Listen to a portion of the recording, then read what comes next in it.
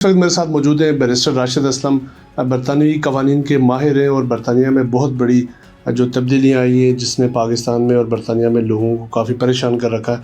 Barrister صاحب، یہ کل جو حکومت ہے برطانیہ کی، انہوں نے ایک اعلان کیا، لوگوں کو بڑی اس میں تشویش پائی جاتی ہے، کیا بڑی تبدیلیاں آئی ہیں جو لوگوں کے لیے پریشانی کا باعث بن رہی ہیں؟ سب سے میجر تبدیلی جس کی وجہ سے لوگ اس وقت پریشان بھی ہیں، اس میں ایک تو اسپاؤس ویزا کی جو انکم تھریش ہولڈ ہے، جو 18,600 تھا، اس کو بڑھا کے 38,700 پہ لے کے جایا جا رہا ہے، جو کہ پروبیبلی اپریل سے نافذ العمل ہوگا۔ اب یہاں پہ بہت سارے لوگ ہیں جو پاکستان میں شادیاں کر رہے تھے، ہمارے پورے نارتھ سے شادیاں پاکستان میں ہوتی ہیں۔ پچھلے ایک سال میں 70,000 اسپاؤسز یہاں پہ آئے، یو کے میں آئے، تو ان کے لیے ایک لمبا فکری ہے، کیونکہ 18,600 ہی مشکل تھا ان کے لیے پورا کرنا۔ تو اب جب کہ 38,700 ہو جائے گا تو اس کو کس طرح پورا کیا جائے گا، لوگ اس پہ بہت زیادہ پریشان ہیں۔ اب اس میں ایک جو اس وقت ونڈو بچتی ہے وہ 4 منتھس کی بچتی ہے، کہ اگر آپ فرض کریں شادی کر رہے ہیں تو اپریل سے پہلے کوشش کریں کہ اپنی وائف کا یا ہسبینڈ کا، جس کا بھی ہے، اسپاؤس ویزا اپلائی کر لیں۔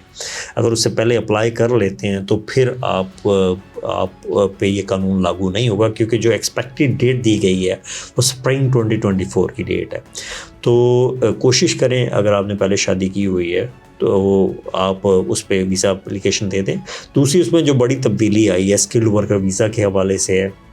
اسکلڈ ورکر ویزا کا جو امپلائمنٹ کا تھریش ہولڈ تھا وہ 26,200 تھا، اس کو بھی بڑھا کے 38,700 کر دیا گیا ہے، جو کہ یہاں پہ اگر بزنسز اوبیسلی پہلے ہی اکنامک سچویشن کا شکار ہیں، یہاں پہ فائنینشیل کرائسس چل رہے ہیں، تو اس حوالے سے وہاں سے لوگ جو امیگرینٹس کو بلاتے تھے کہ ان کا بزنس تھوڑا بہتر ہو، تو جہاں پہ آپ نے 38,700 کسی امپلائی کو دینا ہے، وہ بڑا مشکل ہو جائے گا بزنس کے لیے سروائیو کرنا۔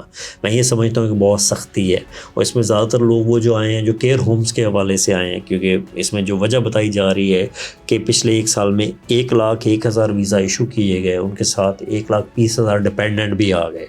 اب اس مد میں ڈپینڈنٹس پہ بھی پابندی لگا دی جائے گی کہ ڈپینڈنٹس اگر اسکلڈ ورکر ویزا پہ ہیں تو آپ نہیں بلا سکتے۔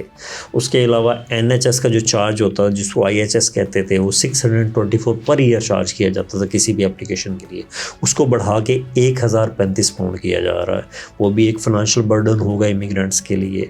ایک اور جو تبدیلی آئی ہے کہ اسٹوڈنٹس کے لیے، کہ اسٹوڈنٹس کا جو گریجویٹ ویزا ہے اس پہ سوچا جا رہا ہے کہ اس کو ریویو کیا جائے، آیا کہ وہ 2 سال کا گریجویٹ ویزا بند کر دیا جائے۔ پہلے ہی اسٹوڈنٹ پہ کافی ساری سختی ہیں، جیسے ان کے ڈپینڈنٹس کو پہلے ختم کر دیا گیا، پھر ان کی سوئچنگ ختم کر دی گئی، تو اب اگر گریجویٹ ویزا بھی ختم کر دیا جائے گا تو یہ بھی اسٹوڈنٹس کے لیے پریشانی ہے۔ تو بیرسٹر صاحب، یہ جو اسٹوڈنٹس ہیں ان کو آئے روز کافی مشکلات ہو رہی ہیں، تو کیا جو پاکستان سے نئے اسٹوڈنٹس آ رہے ہیں ان کو آنا چاہیے تعلیم کے لیے یا کام کے لیے؟ کیا کرنا چاہیے ان کو؟ کیونکہ بہت زیادہ لوگ ایسے ہوتے ہیں جن کا یہ مشن ہوتا ہے کہ UK میں پہنچنا، وہاں پہ کام کرنا ہے، ان کے لیے کیا ہدایت کریں گے؟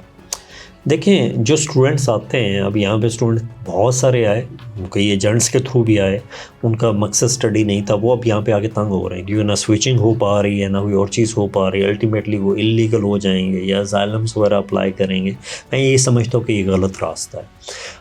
جو بھی اسٹوڈنٹس آتے ہیں ان کو چاہیے کم از کم اپنی ایجوکیشن کمپلیٹ کر لیں، اپنی ڈگری کمپلیٹ کر لیں۔ ڈگری جب کمپلیٹ ہو جاتی ہے، ایک تو آپ کے پاس ایک سرٹیفکیٹ آ جاتا ہے، ہنر آ جاتا ہے، آپ کو یہاں پہ ورک پرمٹ بھی آفر ہو سکتا ہے آپ کے ریلیٹڈ فیلڈ میں۔ تو جو بھی اسٹوڈنٹ وہاں سے آ رہے ہیں کوشش کریں کہ کم از کم اپنی ٹیوشن فیس لے آئیں، کیونکہ اکثر اسٹوڈنٹ وہاں سے آتے ہیں اس ٹیوشن فی نہیں لے کے آتے، ان کی کوشش ہوتی ہے کہ یہاں سے کما کے دے دیں گے۔ یہاں پہ بڑا مشکل ہو جاتا ہے کہ ٹیوشن فی کے ساتھ لیونگ ایکسپینسز بھی نکالنا۔ تو جو بھی لوگ آ رہے ہیں، میرا خیال ہے کہ ان کو کوشش کرنی چاہیے کہ اپنے کم از کم جو تعلیمی اخراجات ہیں وہ لے کے آئیں۔ اچھا بیرسٹر صاحب، اب ایسے بھی قوانین آ رہے ہیں نیکسٹ منتھ اپریل سے، جو لوگ یہاں پہ اپنے ڈپینڈنٹس تھے، ابھی والدین تھے، ان کو آپ نہیں بلا سکتے، تو وہ بھی لوگوں کو کافی تشویش ہے، لوگ سوال پوچھ رہے ہیں اس کے بارے میں، وہ کیا؟ دیکھیں، اسکلڈ ورکر ویزا کے حوالے سے پابندی لگائی جا رہی ہے کہ جو ڈپینڈنٹس آتے ہیں ان کو ختم کر دیا جائے۔ یہ ویسے تو میں سمجھتا ہوں کہ ایک زیادتی ہے لوگوں کے ساتھ جو امپلائمنٹ کے لیے یہاں پہ آتے ہیں، کہ ان کو 5 سال اجازت ہی نہیں ہوگی جب تک وہ indefinite leave to remain apply نہیں کرتے کہ وہ اپنے ڈپینڈنٹس کو بلا سکیں۔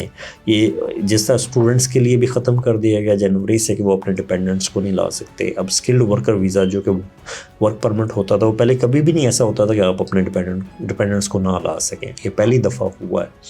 یہ تھوڑا سا اس پہ ریویو کرنا چاہیے، یہ بڑا مشکل ہو جائے گا لوگوں کے کے لیے. اور دوسرا جو پڑھے لکھے لوگ یہاں پہ آنا چاہتے ہیں وہ اگر اپنی فیملیز کو نہیں لے کے آ سکیں گے تو میرا نہیں خیال کہ وہ یو کے کا رخ کریں گے, اور یہ افیکٹ کرے گا یو کے کی اکانومی کو.